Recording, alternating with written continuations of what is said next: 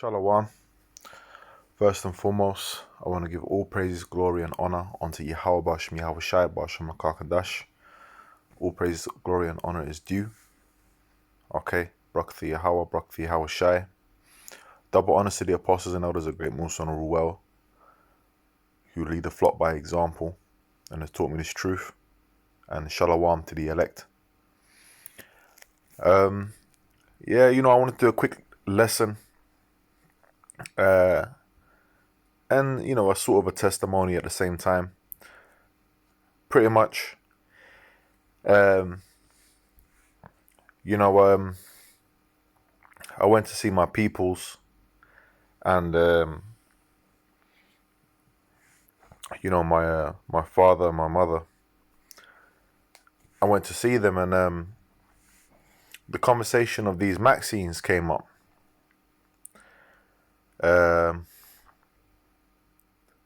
And pretty much, this is the reason why I don't really, see them as much as I used to. With time and this truth, everyone has their own different situation. But with time and this truth, you just, I guess you become more and more distant from these people who pretty much, they're in the world, your so-called family, which they're not really your family, which Yahweh Shai, in the scripture I'm about to read, explains something very important, which is doing the will of Yahweh Bashem Yahweh Shai, and its importance when it comes to your connections and your family, your true family, which is the elect. Okay? And pretty much when when I was there, and mind you, brothers, they know my family. They've done things to help. They've done little things to help here and there with different brothers here and there. They've helped me a lot, obviously, as their son. And the scriptures talk about,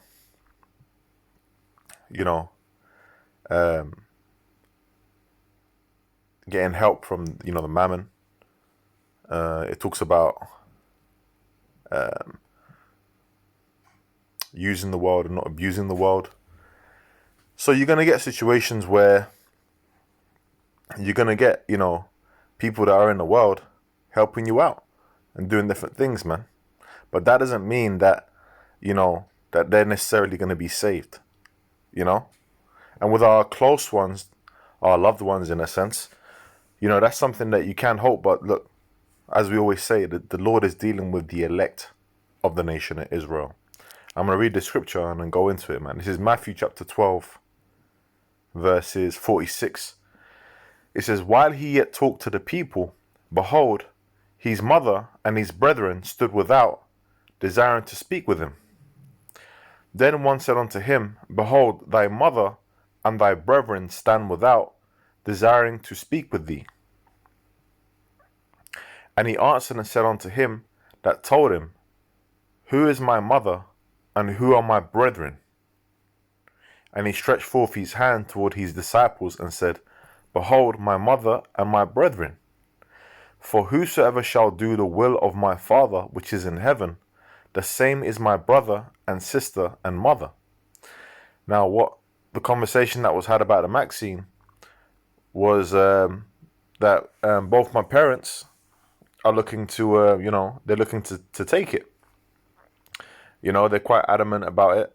And I've spoke to them about it, I've told them that they shouldn't take it. And, various different things about it. I've also told them not to take the mark of the beast, which is, the microchip implant. That's a prophecy in Revelation, the 13th chapter. I've told them not to do that.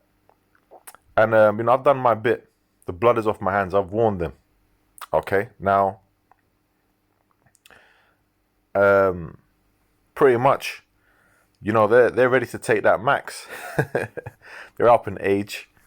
And the reasoning they have is that, they had a million reasons, but the main thing that I got from them is that this lockdown They're waiting for this lockdown and made them go crazy, and they just want to be able to just travel back to Turkey, which is their homeland, and just travel around and have a good time and see relatives and things like that, because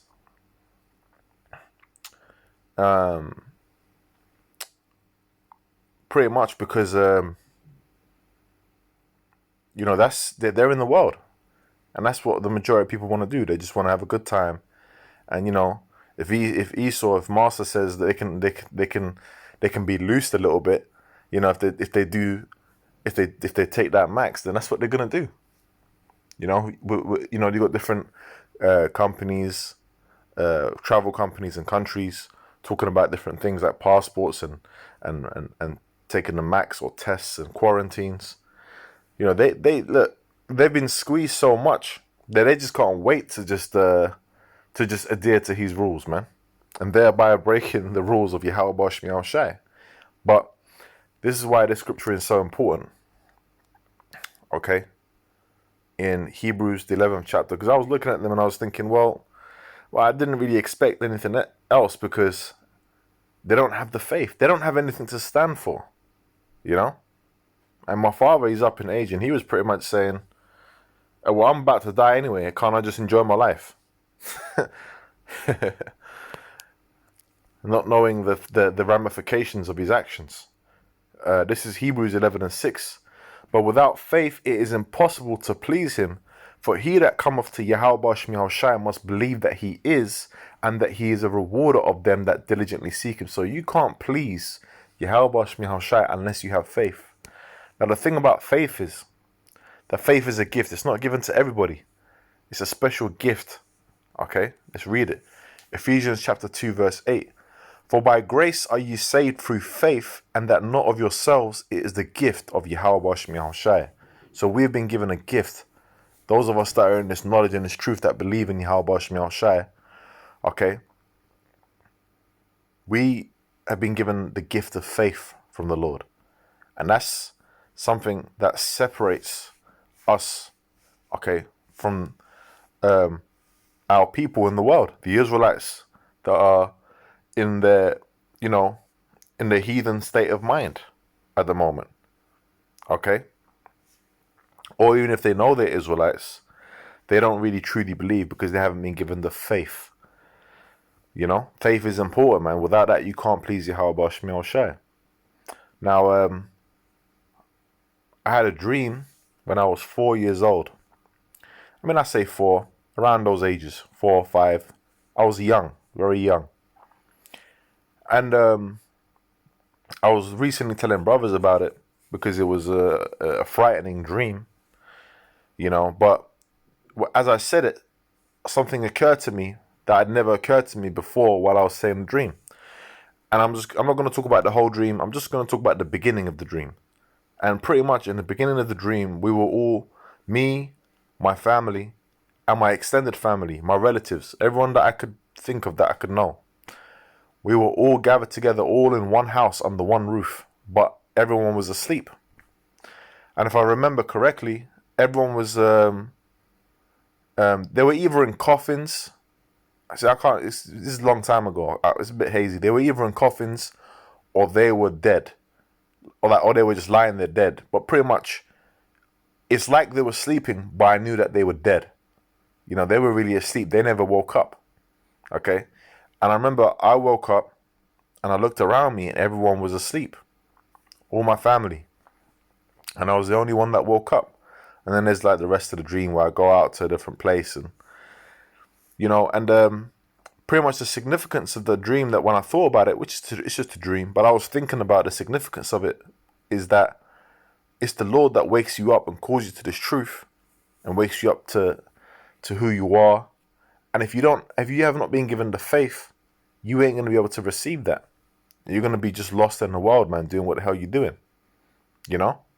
Now, this is what it says in Matthew, the 10th chapter. This is why there's, no matter how much you warn these people, no matter what you say, okay, if they've not been given the faith in Yahweh Shmi Shai, they have nothing to stand for. Okay? The scriptures constantly talk about them that stood so stiffly for the name. They've got nothing to stand for. Okay? There is no fear in these people. This is Matthew chapter 10, verse 35. It says, For I am come to set a man at variance against his father, and the daughter against her mother, and the daughter-in-law against her mother-in-law. So you watching this video, and you know, let's say that you've newly come to this faith, you newly heard about it, you're learning, and your family's coming up. You might have told your family, which, you know, really, which we've all done it. You know, we've all done it. You know, really, this thing is given to it was given to you. You know, and that's the point of this video. But, you know, you might have told your family or whatever, and then, you know, you might have told just your favorite aunt or whatever, your pops or your brother or whatever, your sister, whatever. Okay, and what's gonna happen is they're more than likely, you know, unless it be of the Lord's will, a lot of them ain't gonna receive this. You know, so there's gonna be a variance now because you are now set at variance with them. Why? Because the Lord has done that. Okay, what you're on is you're on righteousness. You're on the kingdom of heaven. You're on the truth. What they're on is staying in this place under Esau and submitting. That's the bottom line. Okay. It says, and a man's foes shall be they of his own household. Because why? You know, they're people you grew up with. You're close to them, and all of a sudden, now they become your enemies. Why? Because you tell them the truth. It says, he that loveth... So, what's the point? He that loveth father or mother more than me is not worthy of me. So you gotta let go of those attachments, you know?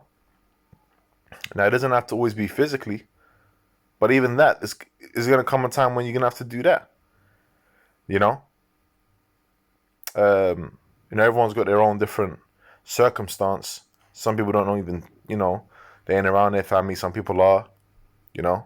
Me personally, you know, I'm pretty tight with them, you know, but I keep it at an arm's length because that's the way it needs to be for me, you know.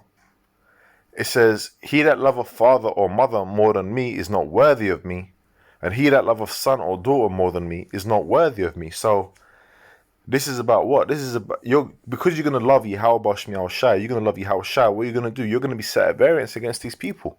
And if I read up a little bit, there's a scripture, okay, where it says, let me find it now.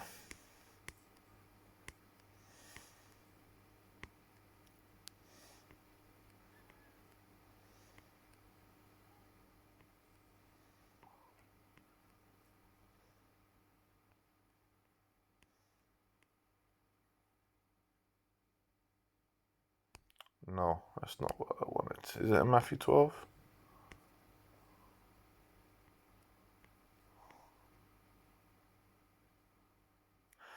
There we go. This is Matthew chapter 12, verse 30.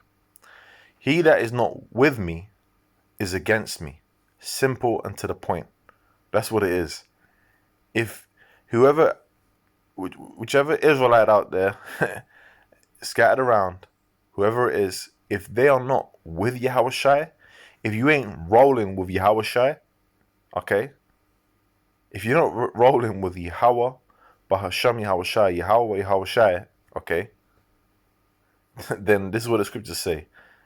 He that is not with me is against me. You don't want to be against the Lord, okay? And he that gathereth not with me scattereth abroad, okay? So this is about the gathering, okay? And the gathering is going to happen through the elect. And that's what I'm going to close out on. I'm going to close out on the scripture in Romans, you know. Just a brief testimony. This is Romans 11:7. It says, what then? Israel have not obtained that which he seeketh for, but the election have obtained it, and the rest were blinded. I'm going to read this next verse because you know what? Because of the dream that I mentioned. This is verse 8. According as it is written, Yahweh Shemi Shai have given them the spirit of slumber, eyes that they should not see and ears that they should not hear unto this day. You know? So, you know, these people out here, man, your so-called family, your peoples or whatever, you know, at the end of the day, man, your family is really the elect. The men, women, and children of the elect, that's your family. Okay? The brotherhood. Okay, that's your true brethren. You know, the rest of these people, man, they're asleep. And they can't wake up. And they're going to get destroyed. You know? That's the bottom line, man. Okay? And we're going to see them in the kingdom. And it's as simple as that. Hey, so, you know, just a quick testimony. And Lord willing, that was edifying in the spirit and power of Yahweh Shemi Shai, Bashem Kakadash, and exhortational, you know? With that, I'm going to say Shalom.